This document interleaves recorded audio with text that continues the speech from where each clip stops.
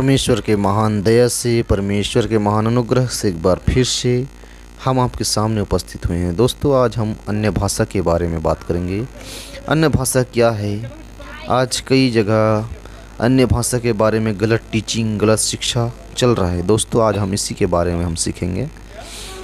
हम एक वचन को पढ़ेंगे, वचन से हम बातें करेंगे। हम कोई भी बाहर से बातें नहीं करेंगे, परंतु परमेश्वर के वचन से, बाइबल से हम बातें करेंगे। उत्पत्ति 11 अध्याय उसका 7 पद में, इसलिए आओ हम उतर के उनकी भाषा में गड़बड़ी डालें कि वे एक दूसरे की बोली को ना समझ सके।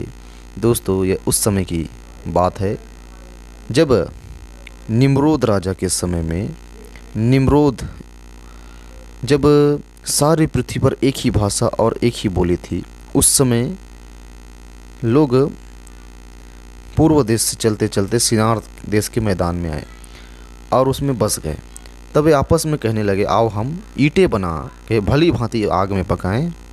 और उन्होंने पत्थर के स्थान पर ईंट से और चूने के स्थान पर मिट्टी के गारे से काम लिया। फिर उन्होंने कहा, आओ हम एक नगर और एक गुम्मट बना ले जिसकी चोटी आकाश से बातें करे। इस प्रकार से हम अपना नाम करें, ऐसा ना हो कि हमको सारी पृथ्वी पर फैलना पड़े। दोस्तों, वो लोग एक सोच रहे थे कि हम एक गुम्मट बनाएंगे, एक टावर बनाएंगे जो आकाश की चोटी से बात करे, जो कि घमंड को, अहंकार को दर्शाता है, और हम एक ही जगह रहेंगे ऐसे करके। जबकि परमेश्वर ने यह आशीष दिया है कि फूलो फलो पृथ्वी में भर जाओ, क्योंकि सारा पृथ्वी तो मनुष्य के लिए ही परमेश्वर ने दिया है। सभी जीव जंतु के लिए, मनुष्य के लिए पृथ्वी को दिया है, इसे एक जगह रहने के लिए नहीं, सब जगह भर जाओ ऐसा करके आशीष दिया परमेश्वर ने। और क्या देखा कि सब एक ही दल के, परमेश्वर ने देखा एक ही दल के हैं, सब एक ही भाषा वाले हैं। तो परमेश्वर ने कहा कि अब मनुष्य भले बुरे का ज्ञान पाकर हम में से एक के समान हो गया है, इसलिए आओ हम उसकी भाषा में गड़बड़ी डालते हैं ताकि वो एक दूसरे के बोली को न समझ सके। तो परमेश्वर ने क्या किया, वहाँ उतरा और उनकी टावर को गिरा दिया, अर्थात उनके घमंड को गिरा दिया। और निम्रोद जो था परमेश्वर का विरोधी था। निम्रोद वो खुद खुदा बनना चाहता था ये काम करवा के, और लोगों को गुलामी करवा रहा था, काम करवा रहा था। ठीक है, उसके बाद में परमेश्वर ने उतरा और उतर के उनके भाषा में गड़बड़ी डाला और सब अलग अलग भाषा बोलने लगे, अलग अलग भाषा के हो गए। सब किसी को मतलब समझ नहीं आ रहा था, एक दूसरे का भाषा किसी को समझ में नहीं आ रहा था। तो उन्होंने क्या किया कि हताश होकर सब इधर उधर चारों दिशाओं में वो लोग फैल गए। दोस्तों, ये अन्य भाषा जो है परमेश्वर का ही दिया हुआ भाषा है, जो कि आज हम देखते हैं कई प्रकार की पृथ्वी में भाषा है, कई प्रकार की, हिंदी, अंग्रेजी, अरबी, मराठी, कई प्रकार की भाषा है, लेकिन उनमें से कोई भी बिना अर्थ का नहीं होता है। अन्य भाषा जो है परमेश्वर का ही दिया हुआ भाषा है। दोस्तों, हिंदी भी हम बोल रहे हैं, हिंदी भी ही परमेश्वर का दिया हुआ है। मराठी बोल रहे हैं, मराठी भी परमेश्वर का दिया हुआ है। और जो भी भाषा हम बोल रहे हैं, गुजराती बोल रहे हैं, मलयालम बोल रहे हैं, हर भाषा परमेश्वर का ही दिया हुआ है। अन्य भाषा का मतलब वही होता है कि एक दूसरे के विपरीत भाषा, जिसको हम नहीं समझते, वही है अन्य भाषा, दूसरा भाषा। दोस्तों, और अन्य भाषा में अन्य भाषा को समझने के लिए एक और वचन हम पढ़ेंगे। प्रेरितों के काम 2 अध्याय 1 से 8 पद तक हम देखेंगे। जब पेंतिकुस्त का दिन आया तो वे सब एक जगह इकट्ठे थे, और एक आकाश से बड़ी आंधी की सनसनाहट का शब्द हुआ, और उससे सारा घर जहाँ वे बैठे थे गूंज गया, और उन्हें आग की सी जीभें फटती हुई दिखाई दी, और उनमें से हर एक पर आ ठहरी, और वे सब पवित्र आत्मा से भर गए। और जिस प्रकार आत्मा ने उन्हें बोलने की सामर्थ दी, वे अन्य अन्य भाषा बोलने लगे। आकाश के नीचे की हर एक जाति में से भक्त यहूदी यरूशलेम में रह रहे थे। जब यह शब्द हुआ तो भीड़ लग गई और लोग घबरा गए, क्योंकि हर एक को यही सुनाई देता था कि ये मेरी ही भाषा में बोल रहे हैं। हालेलुया।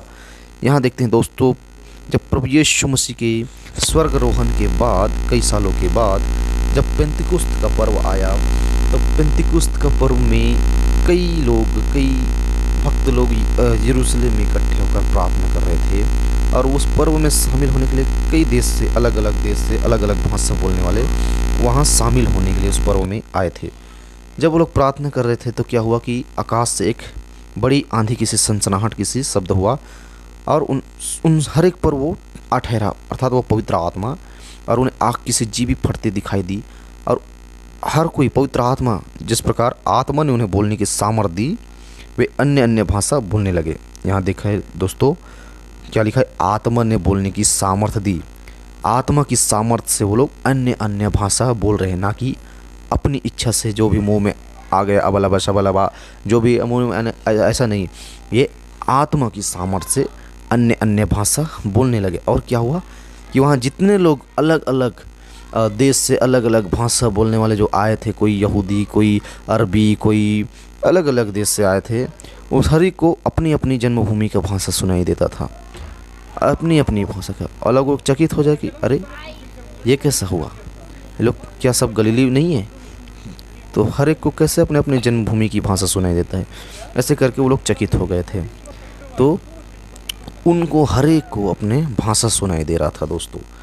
और एक देखेंगे हम वचन अन्य भाषा के बारे में हम जानने के लिए देखेंगे पहला कुरिन्थियों 14 अध्याय उसका 14 से लेकर 15 पद तक। क्या लिखा है? इसलिए यदि मैं अन्य भाषा में प्रार्थना करूं तो मेरी आत्मा प्रार्थना करती है, परंतु मेरी बुद्धि काम नहीं देती। अतः क्या करनी चाहिए? मैं आत्मा से भी प्रार्थना करूं और बुद्धि से भी प्रार्थना करूंगा। मैं आत्मा से भी गाऊंगा और बुद्धि से भी गाऊंगा। दोस्तों, यहाँ पौलुस कहता है, पौलुस कुरिन्थियों को कहता है, इसलिए यदि मैं अन्य भाषा में प्रार्थना करूं तो मेरी आत्मा प्रार्थना करती है। यहाँ लिखा है मेरी आत्मा, पवित्र आत्मा नहीं, मेरी आत्मा। दोस्तों, इस संसार में 3 आत्माएं हैं। पहला मनुष्य का आत्मा, दूसरा परमेश्वर का आत्मा जो कि पवित्र आत्मा है, और तीसरा शैतान का आत्मा है। ओके, तो क्या लिखा है? पौलुस कहते हैं यदि मैं अन्य भाषा में प्रार्थना करूं तो मेरी आत्मा प्रार्थना करती है, मेरी आत्मा, परंतु क्या लिखा है? मेरी बुद्धि काम नहीं देती है, मेरी बुद्धि काम नहीं देती है। और 15 पद में ऐसा लिखा है, अतः क्या करनी चाहिए? मैं आत्मा से भी प्रार्थना करूंगा और बुद्धि से भी प्रार्थना करूंगा। मैं आत्मा से भी गाऊंगा और बुद्धि से भी गाऊंगा। दोस्तों, यह पौलुस अच्छी तरह से हमको बताते हैं, और बाइबल भी बताती है कि परमेश्वर की आराधना आत्मा सच्चाई से करनी चाहिए। ओके, एक और वचन को हम देखेंगे दोस्तों, पहला कुरिन्थियों 14 का 4। क्या लिखा है?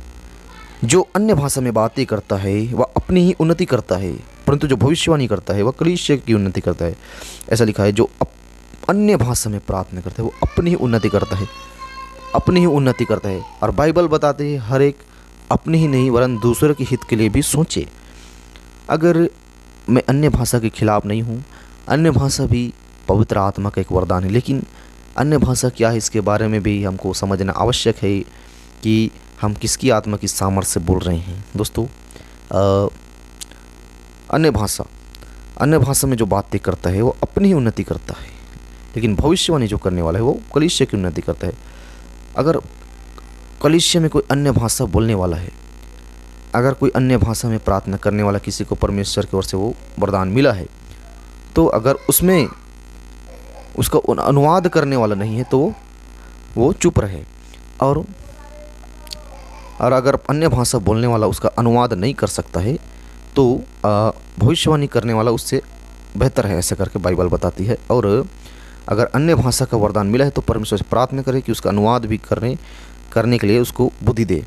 तो इस प्रकार अन्य भाषा के बारे में पौलुस हमको बताता है दोस्तों। और एक देखेंगे पहला कुरिन्थियों 14 अध्याय उसका 9 से 11 पद तक पढ़ेंगे। ऐसे तुम भी यदि जीभ से साफ साफ बातें न कहो तो जो कुछ कहा जाता है वह कैसे समझा जाएगा? तुम तो हवा से बातें करने वाले ठहरोगे। 10 पद में ऐसा लिखा है, जगत में कितनी ही प्रकार की भाषाएं क्यों ना हो, परंतु उनमें से कोई भी बिना अर्थ की न होगी, कि ना कोई भी बिना अर्थ की ना होगी। दोस्तों देखें, पौलुस हमको बताते हैं ऐसे तुम भी यदि जीभ से अगर साफ साफ बात नहीं कहोगे तो अगर कुछ कहा जाए तो कैसे समझा जाएगा? जो कि आपको परमेश्वर ने शुद्ध भाषा दिया है, आप हिंदी बोल रहे हैं, इंग्लिश में बोल रहे हैं, अच्छा आपको अन्य भाषा के भी वरदान दिया गया, लेकिन आप उसका अनुवाद नहीं कर पा रहे हैं। और जैसा आप मुंह में आ रहे हैं बोल रहे हैं अबलाबा सबलाबा अबलाबा सबलाबा, ये कैसा साफ साफ बातें नहीं बोल रहे हैं तो कैसे समझा जाएगा कि क्या बोल रहे हो? ये तो आपको खुद को समझ में नहीं आएगा, परमेश्वर को कैसे समझ में आएगा? जबकि परमेश्वर ने शुद्ध भाषा दिया है। अगर अन्य भाषा है तो हर भाषा का अर्थ है, लिखा है जगत में कितने भी प्रकार की भाषा क्यों नहीं है, लेकिन उनका हर एक का कोई भी भाषा बिना अर्थ के नहीं होता है, कोई भी भाषा बिना अर्थ का नहीं होता है। दोस्तों एक बात यहाँ ध्यान दीजिए, अबल अबल शबल लगा का कोई अर्थ नहीं है, लेकिन जगत में इंग्लिश है, इंग्लिश भाषा है तो उसका हिंदी में अनुवाद भी है, मलयालम है उसका भी अनुवाद है, और मराठी है उसका भी अनुवाद है, गुजराती है उसका भी अनुवाद है, कन्नड़ है उसका भी अनुवाद होता है। लेकिन ये अबल अबल शबल अबई बल अबा सब, ये इसका अनुवाद क्या है दोस्तों? अन्य भाषा जो है, जो पृथ्वी में जितने भी भाषाएं हैं वही अन्य भाषा है, जो कि परमेश्वर का, जो कि हमने पढ़ा है उत्पत्ति 11 का 7 में हमने जो पढ़ा है, वही परमेश्वर देने वाला भाषा है। और पृथ्वी में जो भाषा लिपि में है वही जो है अन्य भाषा है। तो किसी के भरमाने में आप नहीं है, बाइबल को पढ़िए अच्छी तरह से, परमेश्वर आपको बुद्धि देगा। और कई लोग का कहना है कि जिनके पास में अन्य भाषा का वरदान नहीं है, उसके पास पवित्र आत्मा नहीं है, ऐसे करके कई लोग को डरा देते हैं, या तो उनको एकदम वो सोच में डालने के लिए मजबूर कर देते हैं, और वो लोग सोच में डूबे रहते हैं कि अरे यार हमको अन्य भाषा का वरदान है, हमारे पास पवित्र आत्मा है कि नहीं, है कि नहीं। ये मतलब एक अविश्वास पैदा हो जाता है धीरे धीरे। तो दोस्तों मैं इसके बारे में भी अगले वीडियो में बताऊंगा कि जिसके पास अन्य भाषा का वरदान नहीं है, क्या उसके पास पवित्र आत्मा नहीं है, इसके बारे में अगले वीडियो में बताऊंगा। तब तक की जय मसीह की, मिलते हैं अगले वीडियो में। Praise the Lord.